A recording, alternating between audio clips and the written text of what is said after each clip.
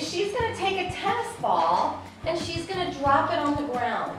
And we'll make it harder as we go along, but we'll start by just using the tennis ball, and when you think the tennis ball is going to hit the ground, that's when you click. And everybody, we'll go around just to make sure everybody's clicked. Yes, so you know how to do it. Yep.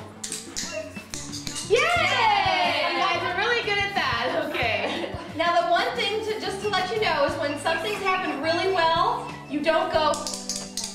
You still just need one click. It's tempting to do that because you get excited. So when she drops the ball, right, you have to figure out the timing of when it's going to hit the ground, and that's when you're going to click. This exercise is something you can do at home, and it's really fun to help you work on your timing skills, because that's what this is all about, is your timing so you can correctly mark your dog's behavior. All right? So let's go ahead and watch Fawn carefully. Watch the ball at the ground, on the ground. Yeah. Wow, we've got some winners in here, okay? Ooh. Nice. That's it. Yeah. But actually, I'd rather have it done a little bit before than after. Yeah, so anticipating is actually okay.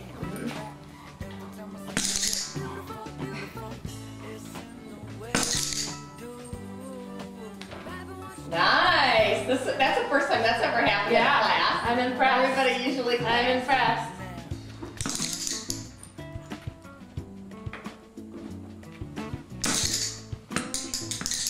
Oh, good. It was good. Good. Now we can do it where when Fawn does it, let's see if we can do it on the second bounce. Good. Do second and third bounce. Good. Okay, that's it. Very nice. So that's how the idea works in terms of the timing. Is you're thinking and you're paying. This is I want to call it a sport almost. It's an activity where you're really, truly, you have to watch your dog.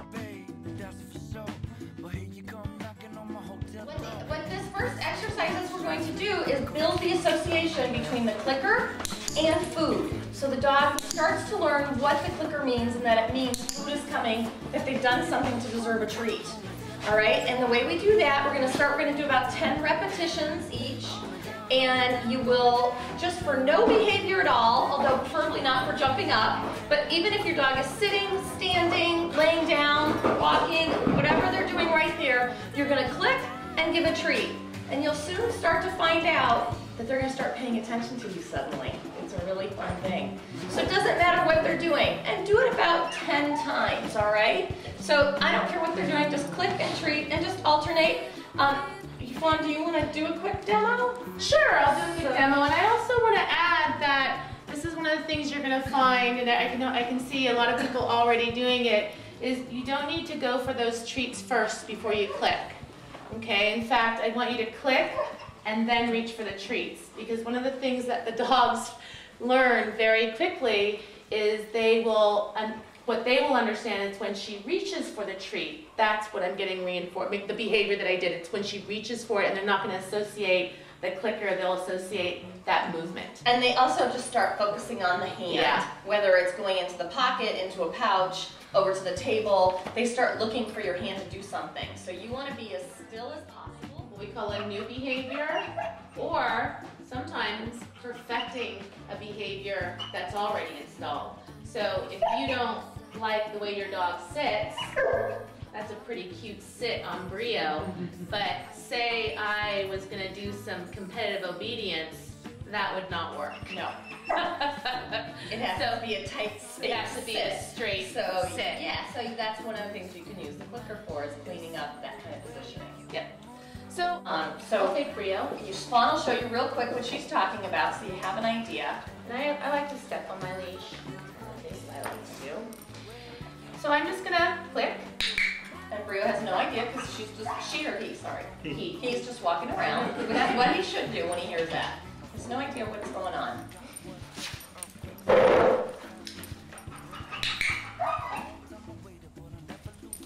And I'm going to deliver it on the ground, into his mouth, And you can see how he's now become much more attentive. Much more attentive. And I'm gonna wait maybe 2 more seconds. I put a few in my hand this time. You notice he's kind of looking, is it coming from the ground? Here's the clicker. Yeah. He's immediately attentive.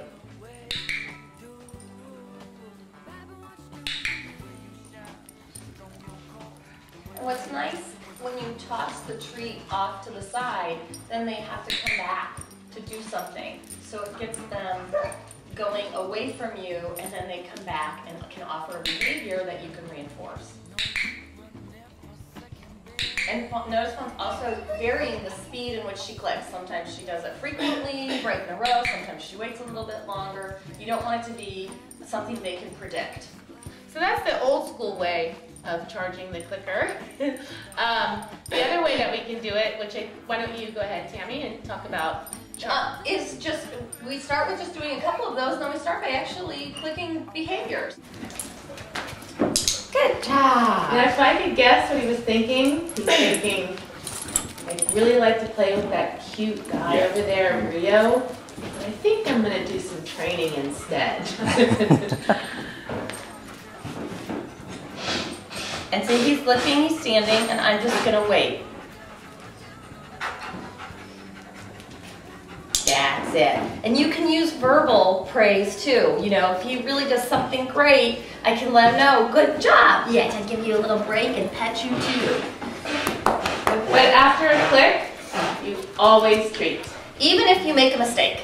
Yeah. So if you've said, oh, I wasn't supposed to click then, I did it too early or I did it too late, you still got it.